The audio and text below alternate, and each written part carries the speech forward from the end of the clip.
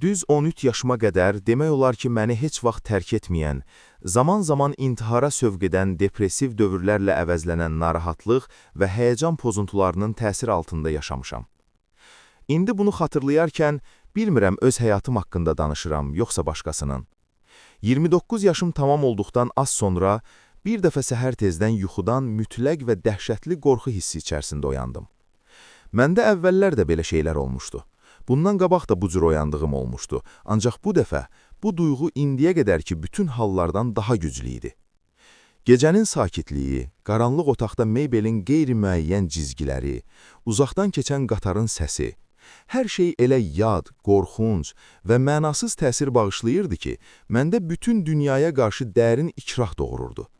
Bütün bunlar içərisində ən nifrətlisi isə öz şəxsi mövcudluq faktım idi. Bu qədər əzab-əziyyət yükü içərisində həyatı davam etdirməyin nə mənası vardı? Bu aramsız mübarizəni aparmaq nəyə lazımdı? Hiss etdim ki, həyatdan qurtulmağa olan şiddətli arzu və yoxluğa can atma, instinktiv yaşamaq həvəsindən qat-qat güclüdür. Mənim artıq öz-özümlə yaşamağa gücüm çatmır. Bu fikir beynimdə israrla təkrarlanırdı. Birdən bu fikrin nə dərəcədə qeyri-adi və orijinal olduğunu dərk etdim. Mən təkəm, yoxsa biz iki nəfərik? Əgər mən öz-özümlə yaşaya bilmirəmsə, onda biz iki nəfər olmalıyıq.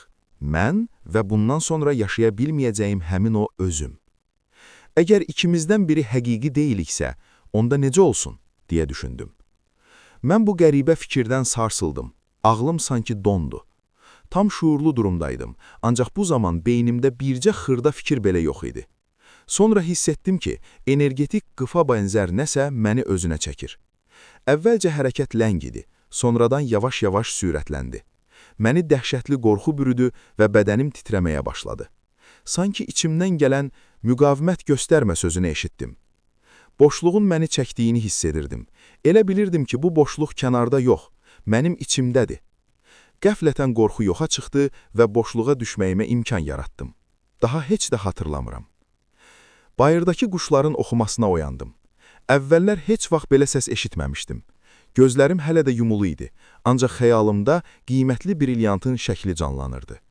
Hə, əlbəttə, əgər brilyant səs çıxara bilsəydi, o məhz belə səs olardı.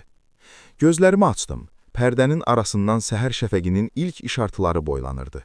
Heç bir şey düşünmədən, işığın bizim fərqində olduğumuzdan sonsuz dərəcədə çox şey əks elətdirdiyini hiss etdim. Hiss edirdim ki, bilməli olduğum və təsəvvür etdiyimizdən sonsuz dərəcədə böyük nəsəyin mövcudluğunu dəqiq bilirmişəm. Pərdələrin arasından düşən bu yumşaq işıq sevginin özüydü. Gözlərim yaşardı. Qalxıb otaqda gəzişdim. Otağı tanıdım, lakin indi anladım ki, əvvəllər heç vaxt bu otağı əsl işıqda görməmişdim. Hər şey təzə idi və toxunulmaz idi, sanki yenidən yaranmışdı. Mən əşyaları, karandaşı, boş butulkanı əlimə götürdüm. Onların gözəlliyinə və həyat dolu olduqlarına heyrətə gəldim. Həmin gün yer üzündəki həyatın möcüzəsinə heyran qalaraq şəhəri dolaşdım, elə bil dünyaya yenicə gəlmişəm. Sonrakı 5 ayı dərin hüzur və daimi xoşbəxtlik içərisində yaşadım. Sonra bu durumun intensivliyi biraz zəiflədi, ya da bəlkə də mənə elə gəldi, çünki bu vəziyyət artıq mənim üçün adiləşmişdi.